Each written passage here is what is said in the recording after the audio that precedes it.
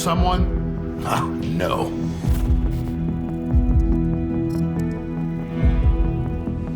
Recently, it's been unsafe to voice your honest opinion. I'm a living example of that. But today, it's not about me. Today, it's about all of us. Today is about living in the times when you, perhaps for the last time ever, will be able to hear the last true words.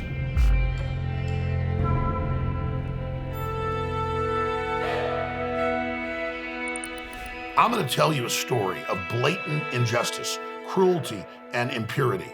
A story that will make your blood run cold. Turns out a U.S. citizen ended up in a Ukrainian prison for his YouTube vlog, for his free speech. Do you think the president will help him? Have you ever heard anything about this? I suppose you've heard very little, if anything. Perhaps you haven't even heard his name. It's inconvenient to pronounce it. You won't see his face on the covers of mainstream media or magazines, and none of the country's leaders will deliver an address about him. They won't even say his name. His name was Gonzalo Lira. I took it upon myself to investigate this case and got fucking stunned. Gonzalo Lira was a Chilean-American vlogger, writer and director. He wrote books and stories for movies and video games. He was running a vlog on YouTube where he discussed dating and gave relationship advice. Gonzalo held conservative views, sometimes even radical. Leftists are the bigoted anti-Semites of the modern world. There's the reason that the expression "you shouldn't punch a Nazi" came into existence. The leftists truly believe that somebody who does not believe as they believe is an evil person. He spent the last years of his life in the Ukrainian city of Kharkiv. On the 1st of May, in 2023, he was arrested by the security services of Ukraine on charges of justifying Russian aggression. And the Russians in Russia, wanting to defend the people in the Donbass, because it really was a genocide, the neo-Nazis who went down to the Donbass. The thugs in the Zelensky regime do not want the people to leave or their soldiers to leave. They don't want their soldiers to leave for obvious reasons, and they don't want the people to leave because they're using the people as human shields. Gonzalo then spent 9 months in custody where he had serious health issues.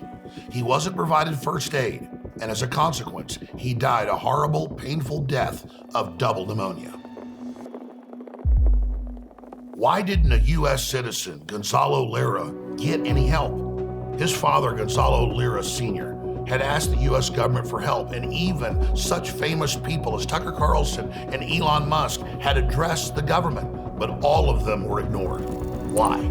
I feel uncomfortable sending massive aid to Ukraine if they're putting American citizens in jail for doing videos on YouTube. Now, Lira, to the extent that people responded to him in this country, in our media, was denounced as a Russian puppet and a liar and a propagandist. But in fact, now we can admit he was right. What you just heard was true, factually true. Was it an agreement with the Ukrainian elites or simply negligence? Or was he a sacred offering of the regime that was sacrificed to terrorize the public and silence the press? I've decided to discuss the story with people who still have the balls and the guts and the integrity to speak their minds freely. And I am grateful for their courage. Well, let's see how long we can stay on air after this.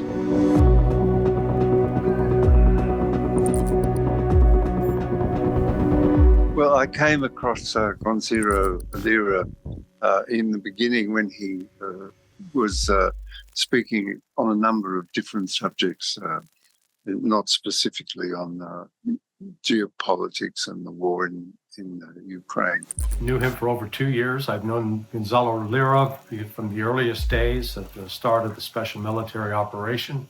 I watched him because he gave us an authentic accounting of what was going on in Ukraine. He was quite frank about the circumstances in Ukraine, and he was in a major city and could describe those circumstances. The Ukraine, of course, is of special interest to me as a citizen of the United States, because my people in the United States are hurting as the United States sends all of its war materiel. He also had a good range of people who would come on and join him in his YouTube and podcast. He was being astutely noting some of the propaganda that was being spilled out by the West as part of their effort to undermine what Russia was trying to do.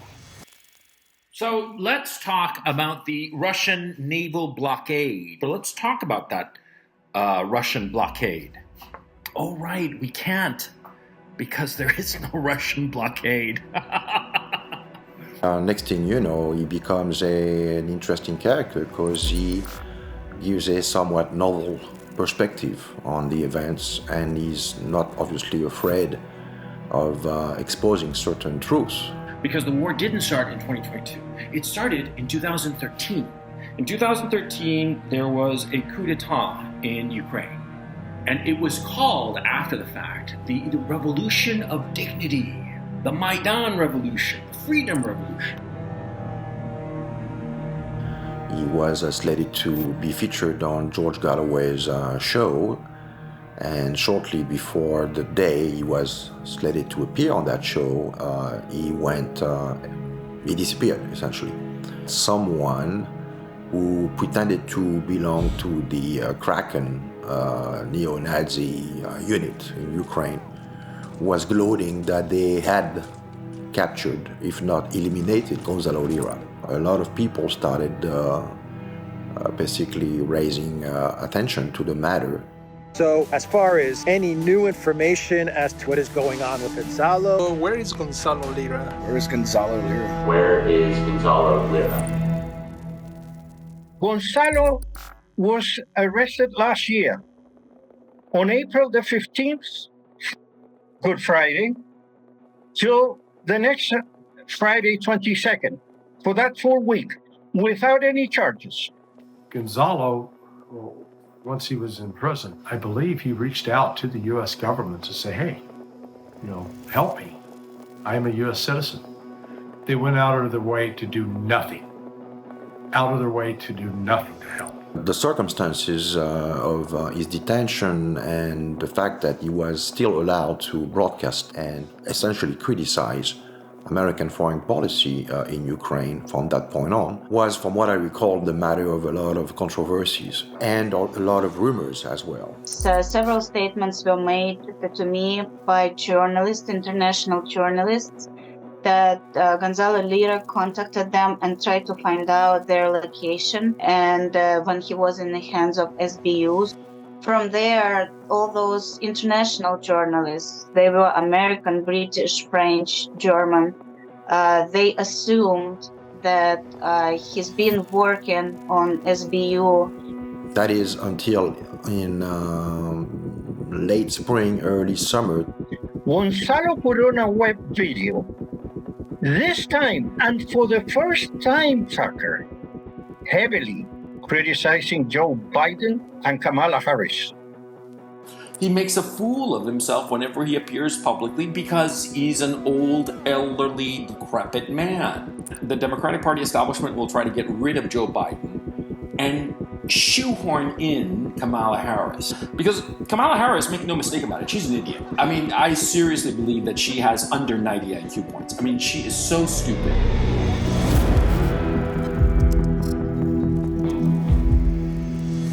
And then, of course, they took him into custody again and basically said, we're going to kill you. But it wasn't that particular police force that had been tasked with the killing. And so he wisely tried to get out of the country and was captured trying to cross the border as an American citizen.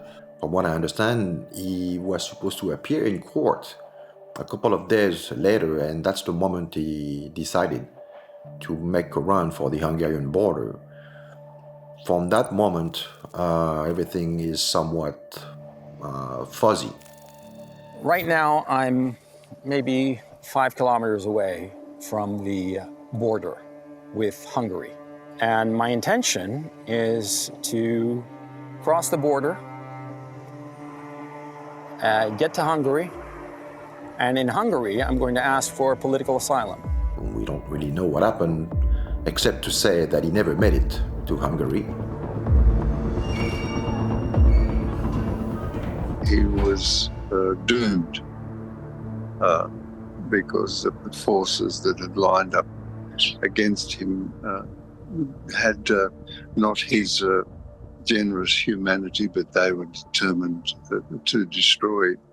How has this been allowed to occur? We have a U.S. citizen being detained and perhaps tortured in the prison of one of our strongest allies. Well, you lost me with the perhaps and the if this is true. I think I'd want to verify those reports before I commented on them. Alex, go ahead. Is the State Department investigating? I just want to verify anything before I comment. Go ahead, Alex. Well, I spoke with representatives of the U.S. Embassy 3 times, and they just gave me bromides. They made no effort to pull me out.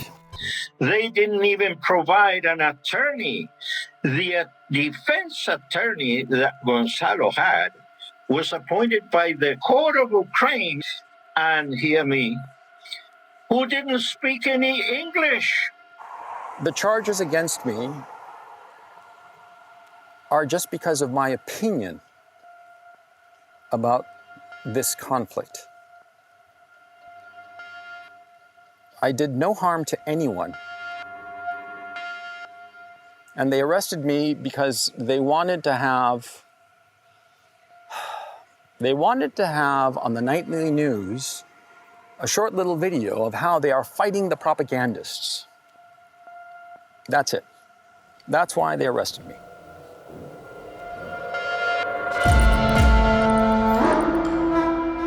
Well, I mean, it's clear why the Gonzalo Lira did not get picked up by the mainstream media, and that's because it was inconvenient to the narrative that the media and the U.S. government are trying to push, and that is the narrative of the Ukrainian angels being, attacked by the Russian devils. Fact is, Gonzalo was assaulted. He received, per his own account, a very strong blow to the center of his chest, which led to major bruising, and that basically put pressure on one of his lungs. Finally, my son arrived into a hospital on January the 4th because he had double pneumonia, he had pneumothorax, and he had a heavy case, an acute case of edema. In the early stages of pneumonia, a person develops a fever marked by an elevated temperature and general weakness. These symptoms are further complicated by rapid, shallow breathing, shortness of breath, and coughing. Over time, oxygen deficiency develops. This gradually leads to a loss of basic functions, such as coherent speech and the ability to move without pain. The cough becomes increasingly painful and may be accompanied by blood. In some cases, the patient may experience confusion. In severe cases, and without timely treatment, death can occur within just a few days or weeks. And this is a small note that he wrote to his sister, my daughter. Now, once he arrived in that hospital, the following week, he died. I will be found guilty. I will not get a suspended sentence. I will have to serve out my term and likely die in this prison labor camp. Everything was engineered as a cover-up to prevent any kind, again, of independent medical examiner from determining the cause of death. And I think another thing that could have saved Gonzalo is if the U.S. media had acted like a media outlet and actually reported the story. But instead, he got very little attention from the corporate media. I will say in general that we're aware of the report. We obviously support the exercise of freedom of speech anywhere in the world, and I'll leave it at that.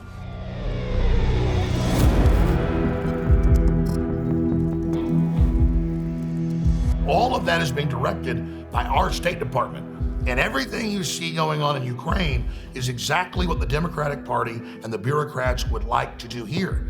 And that's not just my observation. You've got Hilary Clinton and all the rest of them on television constantly saying they want to ban our free speech, they want to arrest us.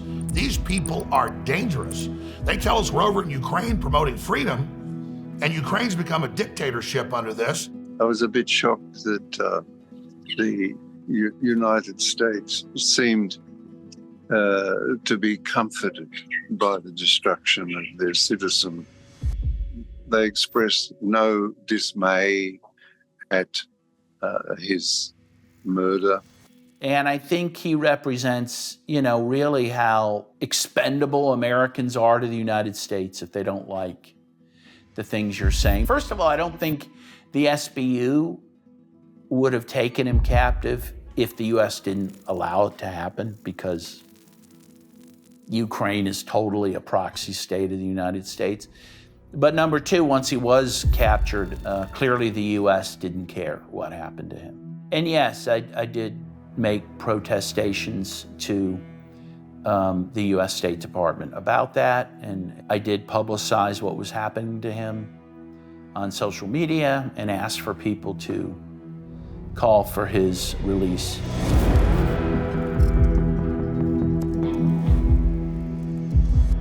It is hard to imagine what this man has gone through. I hope we can capture the attention of our clumsy political system so that one day the guilty are found and punished, not just for Gonzalo Lira and his father, but so this isn't done to innocent Americans or anybody else again. But despite the emotion, it's very important to be impartial and balanced. There are different opinions about our hero, and we here on this project adhere to freedom of speech. Women are not trustworthy.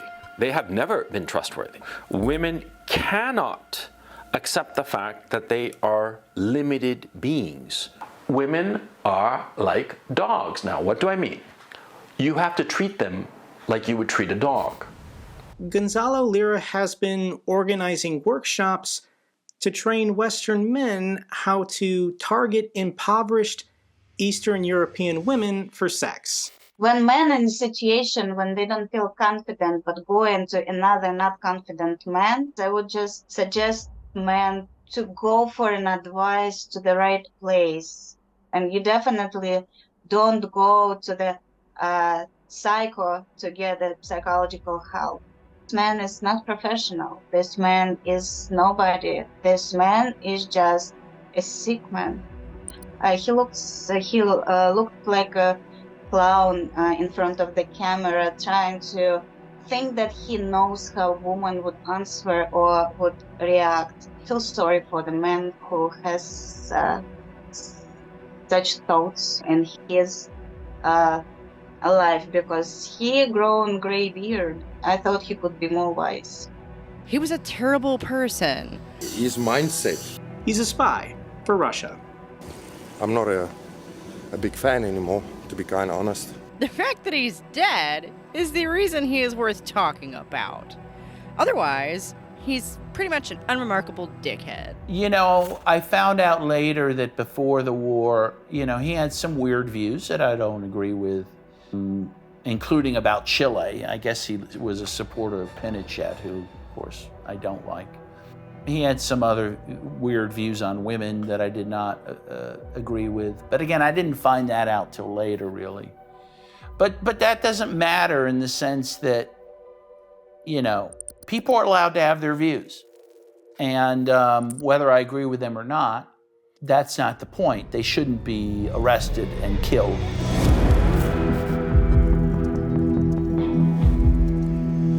Look, Gonzalo Lira is a controversial figure, and you can think of him however you want. You can like him or not. You can agree or disagree with what he was saying. But this is what freedom of speech is all about. This is about making your own mind up and having the right to hear what other people say. And I'm against censorship. I'm in favor of freedom of speech. Yeah. And freedom of speech only is relevant when people you don't like say things you don't like. Otherwise, it has no meaning. You see, when the system takes somebody's speech away, they're not just taking that person's speech away, they're taking other people's right to hear what they say away from them. And Lira was a person that had a lot of courage. They had threatened him. They had let him know that they were going to kill him if he didn't shut up. Gonzalo Lira is not an innocent man. Gonzalo Lira is a criminal propagandist. Gonzalo Lira is not a journalist. So in that way, in that sense, the United States is an accomplice to the murder of Gonzalo Lira. And to the extent, going back to the event at the Maidan in 2014, the current administration controls pretty much not only judicial process there, but also the intelligence services, the legislative agenda. They could have perfectly, in one phone call, resolved this situation. Well, you know, Amnesty International was founded in the 60s, to deal with that particular issue. I assume you could still go to them. The problem is even those human rights groups like Amnesty International and Human Rights Watch, they're very compromised by their funding. They get a lot of funding from the US government, from NGOs favorable to the US government. And so I would hope that they might help someone like Gonzalo Lira, but I'm not sure that they would, to be honest, because he doesn't fit the profile of the people they're trying to support. Gonzalo came under attacks from a variety of sectors during the course of his, let's call it, his analytical career. And one of those were the suggestion that he was a Russian spy, or worse, that he was actually under the control of the Ukrainian intelligence service and was working for them. I think both claims are nonsensical. Gonzalo's narrative was one that contradicted what the United States government was saying, and so therefore the United States government didn't try to help Gonzalo. Now, these are people I served with in the United States Congress. These are not strangers to me. And at the same time, you have a bureaucracy that is around Joe Biden that is doing what it sees fit, and not necessarily for the betterment of the people of the United States, but for an agenda that runs counter to the will of the people of the United States. And that is what is happening in the United States today.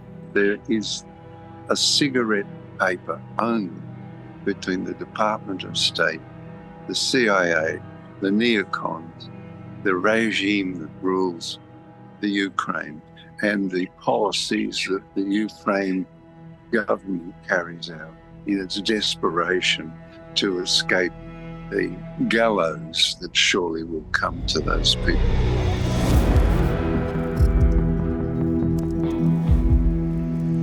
And I consider Gonzalo Lira to be a hero, resigned in that chilling report now from the grave, really predicting his own death at the hands of the historically just incredibly brutal Ukrainian security services that are just basically a glove that is put on the hand of the CIA. For the State Department, they always can claim to be at arm's length, and there'll be no paper trail. I mean, they're clever enough that, there's a thing that happens in democracies is that we agree that once a government changed, the sins of the previous government will go unrevenged. I mean, there's a lot of cases. I mean, one case that comes to mind, which is in a more extreme case, is the case of Gary Webb. And he was a reporter for the San Jose Mercury News. He exposed the scandal with the CIA supporting the sale of cocaine in the U.S. cities in order to fund the Contras.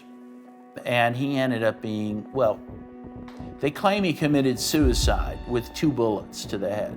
Usually if you commit suicide, you're able to get one bullet off. Well, I was in prison in Israel for 7 days too. I was kidnapped on high seas and then taken to Israel. I was actually trying to get into Gaza. The United States government did nothing to help me, and I would expect that the United States government would do nothing to help anyone who is trying to do the right thing for other people who are victimized by U.S. aggression. So it reminds me too, there was the Turkish American who was just killed in the West Bank about a month ago, right? And the U.S. didn't care about that either. So we're all expendable. She was, I believe, engaged in some sort of protest activity against the occupation and against the escalating violence of the IDF in the West Bank. After the protest, after everyone was just walking away, including herself, she was shot by IDF forces, I believe in the head. It was clearly a sniper who assassinated her. It wasn't an accident. It was done on purpose. And when I believe it was the spokesman for the National Security Council of the United States, John Kirby, when he was asked about it, he just hemmed and hawed, said, oh, we really don't know what happened yet, and we have no comment on that. They have no comment on the fact that one of their own citizens was murdered by the forces in Israel that the U.S. funds. Dr. Martin Luther King Jr. was targeted by the United States government. Malcolm X was targeted by the United States government. So this is something that the United States government does overseas, and it also does it at home. You know, Noam Chomsky talked about this for many years, and that is, he talked about worthy victims and unworthy victims. So the worthy victims are those people that are persecuted by the U.S.'s enemies. So those are the people that the media likes. People like Solzhenitsyn, for example, your Soviet dissidents, or your Chinese dissidents, or your North Korean dissidents. Those are worthy victims because they're persecuted by the U.S.'s enemies, right?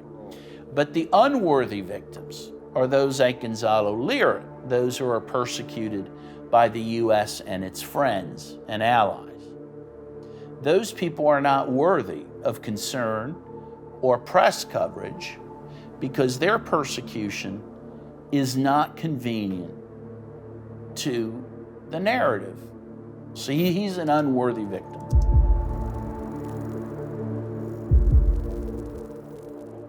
The Romans had a saying when they were doing investigation, qui bono, in Latin, who benefits? Who actually stood to gain from Gonzalo Lira's death? We've told you everything that we could find, and you can come up with your own conclusions yourself. But to sum it up, I can say that it has been a year since he was killed, and the situation hasn't gotten any better. It seems like soon we will be jailed for any inconvenient speech in America as well, and we have Hillary Clinton openly promoting it.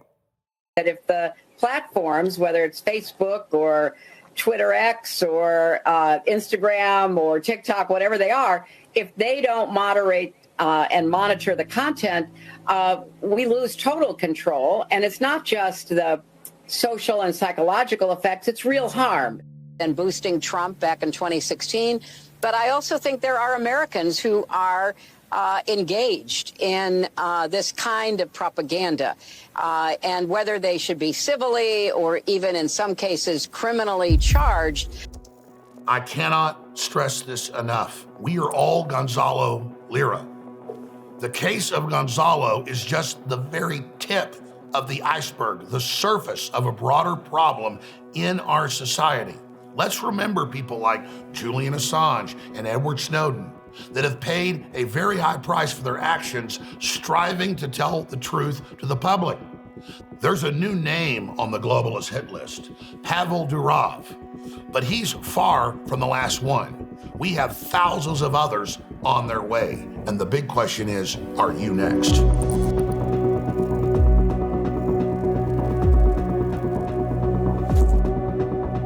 Times we live in are so fucking insane, so dangerous, so un-American, so classically tyrannical. the land of the free. The land of the free? Bullshit! You'll be reduced status of a pariah. Our Constitution is not working. Our Bill of Rights is not working in the U.S. today. We're not free. We can't say anything we want. I fear that my own country is going to bring down the world. And I know that if we continue to press with the truth, it will defeat the lies, and our children together in the future can have a civilization to live and thrive in, and that's my goal.